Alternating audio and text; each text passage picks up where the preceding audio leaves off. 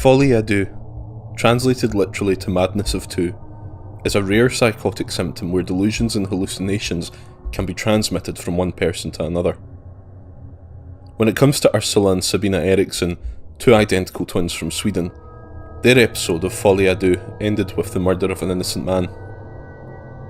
This is Nightmare Factory, and today we will explore the mysterious case of the Eriksson twins.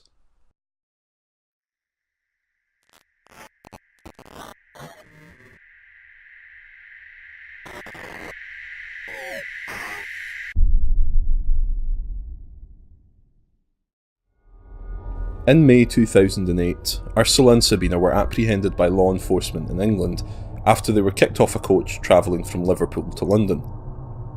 According to the driver, the women were refusing to store their luggage in the coach storage for unknown reasons and started acting erratically. Fearing the women could potentially have a weapon or a bomb in the luggage, the driver kicked them off and left without them.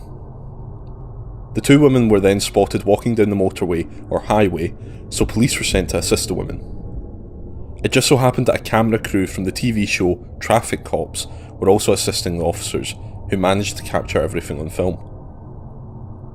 Whilst a police officer was standing chatting to the twins, everything was calm and relatively normal. It was then that the camera crew caught this on film.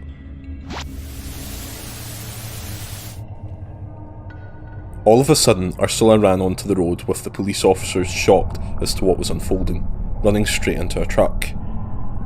Then all of a sudden we can see Sabina run straight into a car. Ursula was badly injured and Sabina remained unconscious for around 15 minutes. As we can see here, Sabina regained consciousness and was reported to be screaming at the police officer, "I recognise you, you're not real." All of a sudden she got up and attempted to run onto oncoming traffic yet again, assaulting a police officer who was trying to restrain her.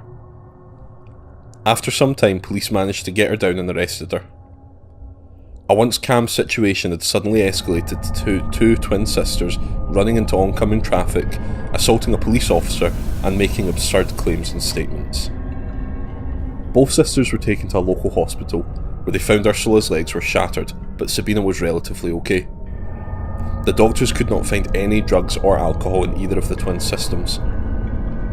Sabina was processed by the police station and was charged with one day in custody for assaulting a police officer, which they had deemed she had already served. Now, for some reason it didn't cross anyone's mind to do a full psychiatric evaluation on Sabina, and she was released. Later that day, Sabina stopped two men called Glenn Hollinshead and Peter Malloy and asked them if there was any local bed and breakfasts. At this point, Glenn suggested that they could go back to his house and she could stay there. Sabina stayed the night at Glenn's house and Peter left and went home. It's reported that the next day Glenn went over to his neighbour's house to ask for some tea bags. Glenn walked back into his home and stumbled out minutes later bleeding.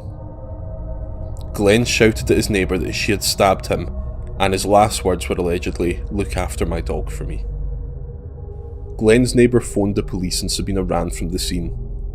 Sabina was then spotted by a concerned motorist after he spotted her hitting herself with a hammer. The concerned motorist pulled over and offered to help her when she attacked him with a roof tile that she had hidden in her pocket.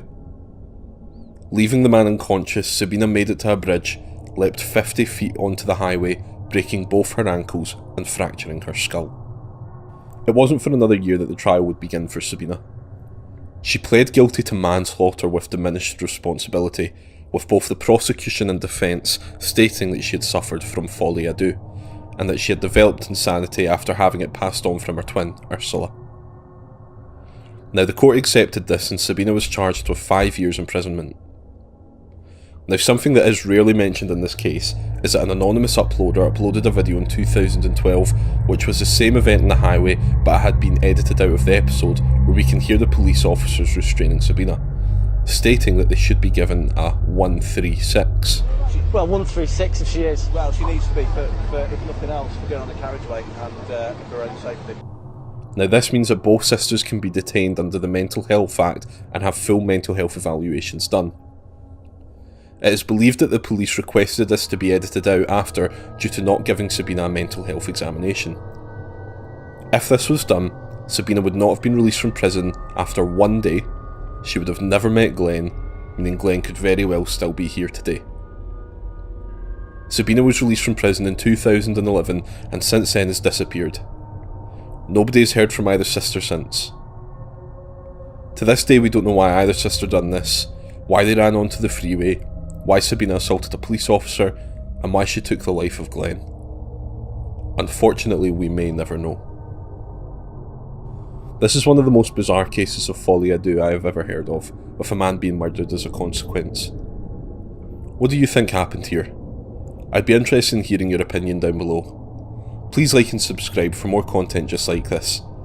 This is Nightmare Factory shutting down for the night, and I'll see you all soon.